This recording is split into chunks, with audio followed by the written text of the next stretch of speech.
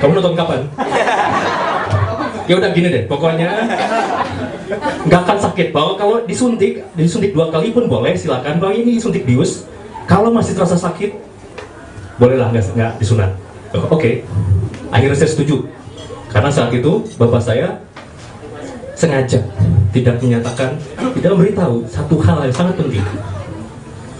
Ya disuntiknya sudah setuju kan? Dan saat kamu berusia 8 tahun, kalau ukuran vitalmu seperti ini hanya simulasi, bukan ukuran nyata. Alat suntiknya sebesar ini. Jadi wajar saja kalau proses itu intinya bukan suatu hal yang sunat ya, bukan suatu hal yang begitu datang langsung pulih. Nah, karena itu balik ke budaya Sunda. Entah kenapa di budaya Sunda itu ada kepercayaan bahwa saat seorang anak baru disunat akan merupakan ide yang cemerlang untuk merayakannya dengan cara membuat dia naik di atas sisingaan sambil ngangkat, diangkat 1,5 meter, kemudian digoyang-goyang sambil nari,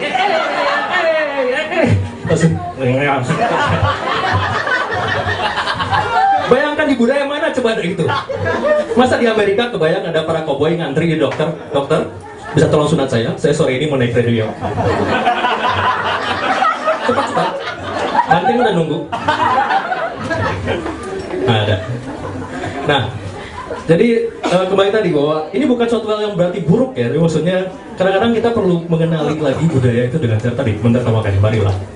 Nah, ada juga misalkan sebagai contoh bahasa di Indonesia gitu ya. Kadang kita sering menghina istilah Malaysia, pasti sering lah. Nah, tapi pernah nggak kita mempertanyakan kenapa sih hidangan kayak puding, flak, es krim, buah-buahan, kue krim keju, jadi lapar. Nah, itu disebutnya pencuci mulut. Padahal menurut saya lebih cocok sebutnya pencuci perut. Coba aja, pernah nggak ada yang pulang dari kondangan terus langsung ngaca, walah gigi saya bersih banget, punya tadi es krimnya nambah. Beda misalkan dengan paling langsung itu aja, langsung begitu datang langsung mikir, saya pakai masker. Nah, atau kemudian ini juga misalkan bahwa Sunda tuh ada kebiasaan yang disebut keluarga besar dan kadang-kadang terlalu harfiah. Jadi kalau pertunangan kan sering mengenalkan keluarga satu pada keluarga lain gitu. Nah, ayah saya sering jadi MC di situ di acara seperti itu dan sering mengenalkan. Jadi misalkan pernah sekali kenalkan ini Pak Dadang, anaknya ada 3, namanya Dian, Iwan sama Leni. Hadirin nganggur. Berikutnya dia, ini Pak Ucu, anaknya ada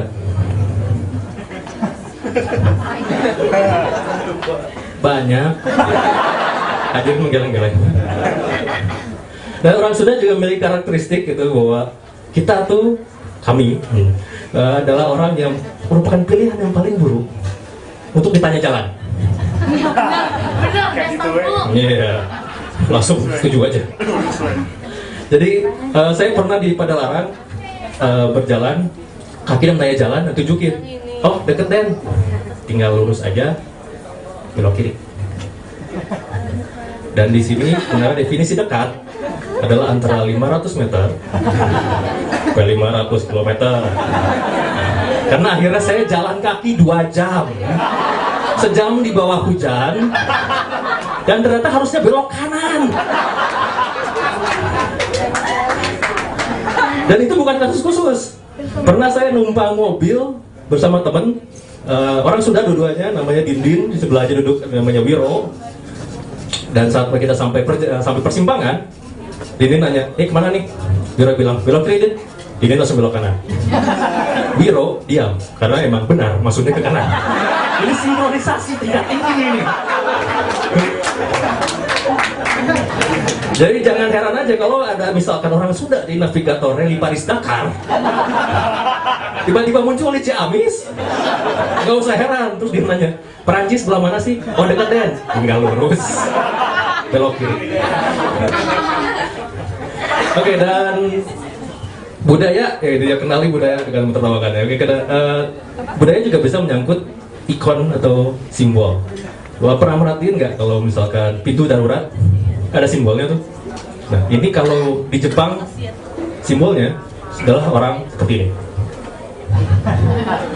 Niat banget kalau tangan sampai sini. Nah, itu tampak bentuknya tuh tampak seperti kayak orang kebelet, terus baru nanya gitu kan, maksudnya WC di mana? Oh, deket Den, lurus belok kiri.